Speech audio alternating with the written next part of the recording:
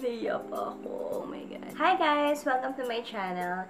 I'm Sia May and today's video will be a haul video. Pumunta kasi ako ng SM yesterday. Bili lang ako ng mga makeups na wala ako. Siyempre, dapat budget friendly kasi alam niyo na, meron akong baby. So, kailangan natin medyo magtipid-tipid. Actually, tumingin ako sa online stores out there. Ayan, sa Shopee, tumingin din ako. Tapos, inisip ko, shipping fee. Sabi ko, titingin na lang ako sa SM para hindi na rin ako magbayad ng shipping fee. Hahanap na lang ako ng mas murang concealer, mas murang foundation. So, yun guys, kung gusto niyo makita yung mga pinamili ko sa SM, just keep on watching.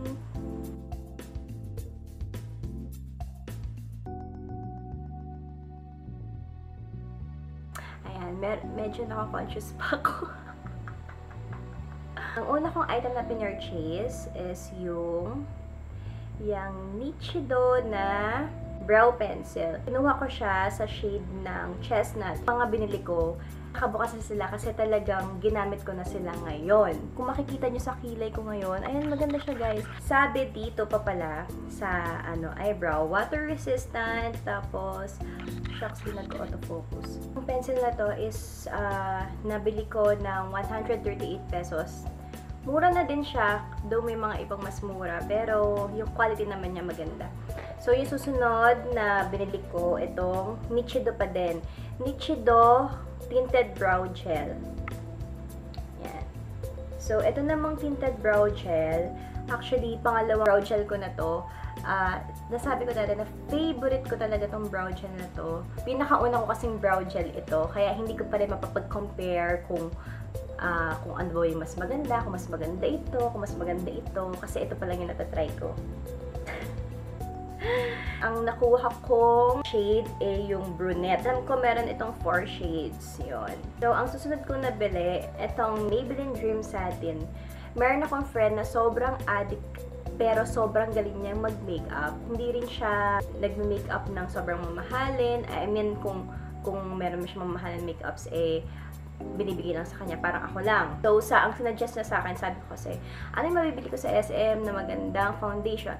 So, sabi niya, itong Dream Satin, na gusto ko naman, kasi nanood din ako ng mga reviews, ganyan. Sabi naman, kasi ayoko din yung sinasabi nila sa face na foundation na matte. Actually, gusto ko rin sana itry yung mga ganong products, yung matte na foundation. Kaso, kasi pag nakakita ko sa reviews ng mga matte products na foundation, tapos pag nakikita ko sila sa face, parang ang dull, tapos parang may kulang, ganon. Parang hindi mo ma-explain kung ano yung kulang, ganyan.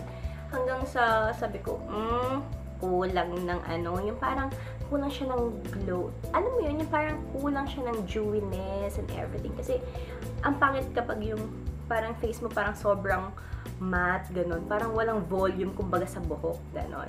Yung coverage, ay pak. Mag-aano din ako ng review dito. Kahit na alam kong marami ng mga reviews dito sa product na to. So, i-share ko lang din yung aking thoughts about this product. So, ayan. Ayan, nung gano'n. Alam mo, super small amount, diba? Nakita nyo kanina? Ayan, as in, sobrang coverage niya. Yung sobrang, diba, pak. Kaya tinry ko na siya. Susunod kong binili is itong, yan, Ever Belena Liquid Concealer. Ito guys, inano dun sa akin to nung friend kong sinasabi ko sa inyo na mahilig sa makeup. So, sabi niya, ito na lang yung bilhin mo, ganyan, mura, tapos maganda. Tapos, natinry ko naman kanina, okay naman siya. Tapos, kinuha ko siya in the shade of, wala lang, sabi niya dito, Liquid Concealer Light. Hindi ko rin na-check kung meron siyang mga ibang shade, kasi ito na yung binigay sa akin ng sales lady. So, sa description box ko na lang ilalagay lahat ng kung magkano yung products, okay? So, the next one is itong e.l.f. na eye primer. Dati, nung wala pa akong alam sa makeup, talagang sabi ko, para saan ba yung mga primer sa mukha, sa eyelid? So, akala ko parang pampa-arte effect lang. Pero, sabi ng friend ko, try mo mag-primer before foundation kasi mas maganda yung kakalabasan niya. Tapos, sa eyelids naman, sabi niya gano'n, mas maano mo yung color, yung kumbaga mas solid yung color daw. So, yun nga, at na-try ko talaga siya, okay naman. Kahit na anong primer, ewan ko, ito lang kasi yung kinuha ko dahil ito lang yung nakita kong mura. Okay naman siya, yun nga lang, medyo namumuumuo, ganun. And then, the next one, love na love ko talaga ang Nichido sa sa mga makeup churba. Ayan, pak, ganun. Ito ang aking kinuha, itong Nichido long-lasting waterproof eyeliner. So, ayun guys, dapat bibili ako ng gel liner. Masanay ako dito, kaya sabi ko, ito na lang. Sabi ko, ito na bibili ko. Pero, why not, diba? Mga next na punta ko sa SM, bibili ako ng gel liner. Ayan, para naman ma-experience ko. Ang color na, ko, syempre, T01 Black. At gamit ko siya ngayon. Ayan, tingnan. Ayan guys, yung susunod kong binili. Ayan. Kikita nyo? Pinkish. Kasi gusto ko yung mga white eyeliner. Gusto ko pa nga nun yung NYX, kaso wala dun sa SM na pinuntahan ko sa Tarlac. Kaya sabi sa akin ng sales lady sa Nichido, sabi niya, "Ma'am, maganda po yung white eyeliner ng Pinkies." Actually, maganda siya talaga. Tingnan niyo ha. Maganda siya guys. Kasi, ayan oh. Ang ganda diba? Sobrang niya, parang sobrang pigmented niya. Nakakagulat yung presyo niya kasi sobrang affordable. 89 pesos ko lang nabili ito. So, tas ang haba pa niya, oh. So, mga feeling ko, mga hanggang dito yung kaya matagal natin gagamitin to guys. Yan. Nga lang masyadong malambot. Siguro ganyan naman yung mga gandang texture ngayon ng eyeliner.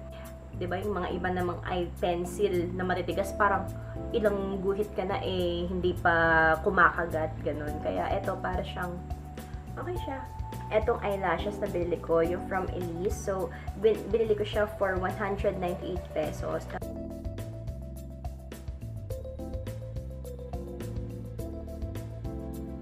Para lang siyang natural. Ang sabi naman dito, natural and for 312. Gamit ko na siya ngayon. Next time, bibili ako ng pang smoky eye na eyelashes. Siyempre, bumili din ako ng pandikit. Ito siya, binili ko yung sa Nichido for 60 pesos lang. Matagal mo na siyang gagamitin. Ganyan. Parang maliit lang siya, pero siyempre, glue lang naman yan. Igaganon mo lang sa false eyelashes. So, madami-dami na rin to. Maghahanap ako sa SM ng transparent powder. Kaso, wala. As in, inikot ko na, wala daw sila. Kaya, ito yung binili ko. Sa Nichido again. According dito, sabi niya, Nichido Final Powder. Tapos, picture perfect skin in any light. Highlights you with soft sheer, flawless effect that keeps you natural glow. With this final touch, it evens skin tone and disguising imperfection. Okay naman din siya. Ginamit ko na siya actually. Price niya is 150 lang. So, sobrang mura. So, ito siya. Yan siya. Tapos, meron siyang sponge. Yan. Tapos, ayan. Madami-dami din siya ha. Ito ang next na aking binili. Ay, ito. Stippling brush. Kaso nga lang, naglalagas siya guys. As in, ano ba, nung inano ko to, ito yung product na sobra akong disappointed. Kasi, nabili ko siya for 200 plus, ganun. Pero mura na siya as a brush kasi meron din akong, pero sana, diba, yun na lang isa yung binili ko kung magkano lang din naman. Tapos, ganyan naman yung quality nito, nakakainis. Doon niya nag-a-apply ako ng foundation tapos merong mga buhok-buhok everywhere. As in, naglalagas siya. Pero hindi ko alam, baka pag unang gamit, ganun lang. Pero pag sa susunod, wala na siya, ganun. Pero ang iniisip ko dito guys, so paano kung pinash mo siya, edi wala nang matitira, parang 3 piraso na lang yung diba? Kaya sabi ko, hindi ito worth it na Pero, okay lang, parang pang ano ko lang. So, yun lang guys, ang aking haul. Sana makatulong sa inyo kung naghahanap kayo ng mga murang products, pero okay naman yung quality, ganun. Lalo na It Hey and It Hey, ay, pak. Tapos, ito nga din. Ito, favorite ko talaga to. Ayan, yan. So, yun lang guys. Thank you for watching this video. And sana nagustuhan nyo itong haul ko.